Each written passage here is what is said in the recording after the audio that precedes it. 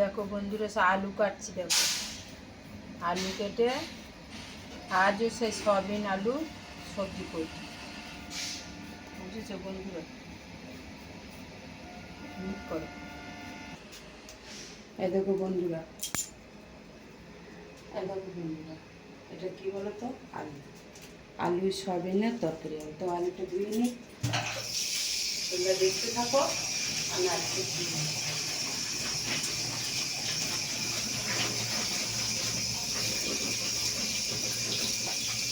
আলুটা কিন্তু এটা পরিষ্কার ধোয়া হয়েছে।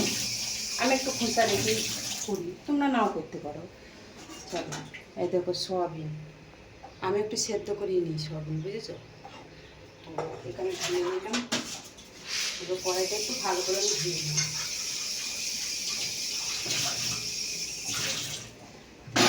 চাপাইলাম, এই যে আমি জ্বালছি,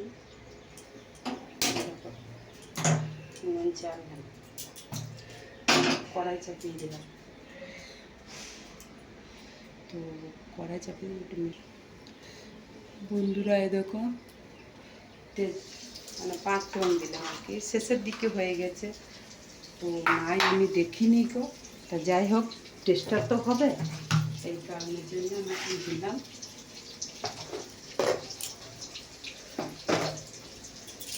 তো হতে লেগেছে বহুখানি।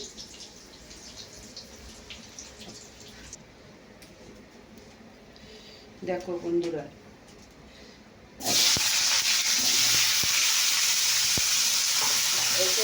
জলটা ঝেড়ে পুরোপুরি কিন্তু জল ঝেড়েছে, জলটা কিন্তু ঝরাতে হবে।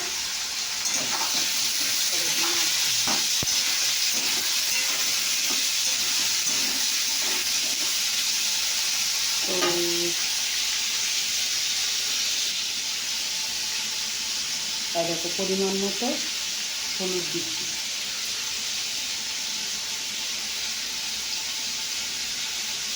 আর নুনটা তো পরিমাণ মতো দিচ্ছি। নুনটা দিলে কী হয় বলো তো, আলুটা ভালো নাড়া হয়। পরে লাগলে তখন দেখা যাবে, তখন ওইটা দিয়ে হোক। তারপরে এখন রাখি, আবার পরে এইটাকে একটু নাড়াচাড়া করে তারপর রাখতে হবে বন্ধুরা।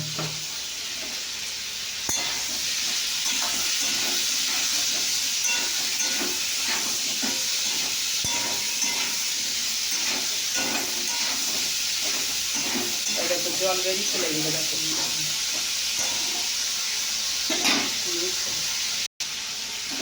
এই দেখো বন্ধুরা সয়াবিনটা দিয়ে দিলাম, বুঝেছো? দেখছো এরপর নাচে নেচে দিতে দেখো একটা ভালো দেখতে একটা ভাজা হয়ে গেছে, বুঝছো?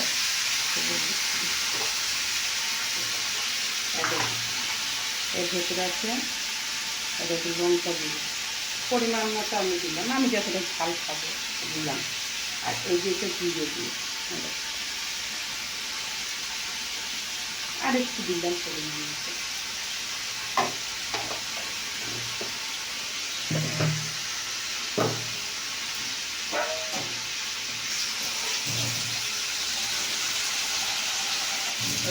পরিমাণ মতো জল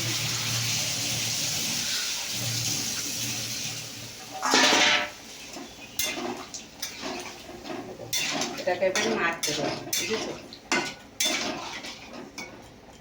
এটা কালার এসে গেল, দেখছো তরকারিটা? আমি এখন কিন্তু রান্না নাড়তে দিলাম। মুখটা টাকা কেমন লাগলো রেসিপিটা অবশ্যই কমেন্ট করে জানাবেন। নমস্কার।